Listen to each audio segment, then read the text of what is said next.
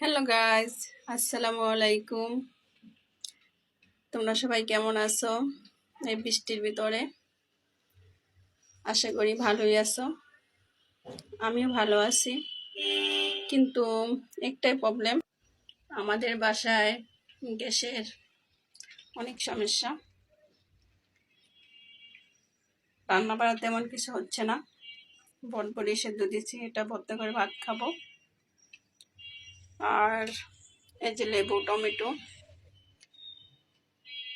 লেবু আমার অনেক পছন্দ। সকালে লেবুর পানি না খেলে আমার হয়ই না, প্রতিদিন এটা আমার খেতেই হবে। আর এই যে দেখো, আমি এখন ভাতের মার খাবো। সকালে নাস্তা করিনি, বাইরে বৃষ্টি, নাস্তা আনতে পারিনি এবং গ্যাসের প্রবলেম, সেজন্য বানাইতেও পারিনি, তাই এটাই খাবো এখন। এই যে দেখো, আমি এখন মার খাচ্ছি।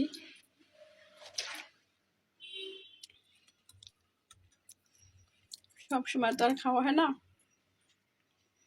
আবার তোমরা ভেবো না যে আমার বাসায় খাবার নেই, তাহলে ভুল।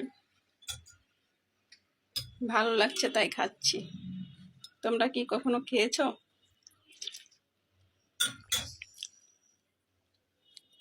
আমার কাছে তো ভালোই লাগছে।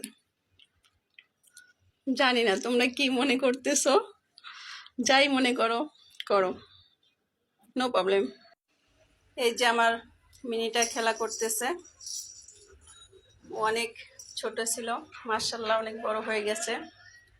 আর একটা ছিল, ওর নাম মাইসা ছিল, ও মারা গেছে।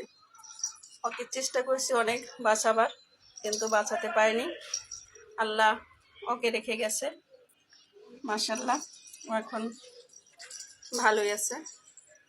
ওর জন্য তোমরা সবাই দোয়া করো।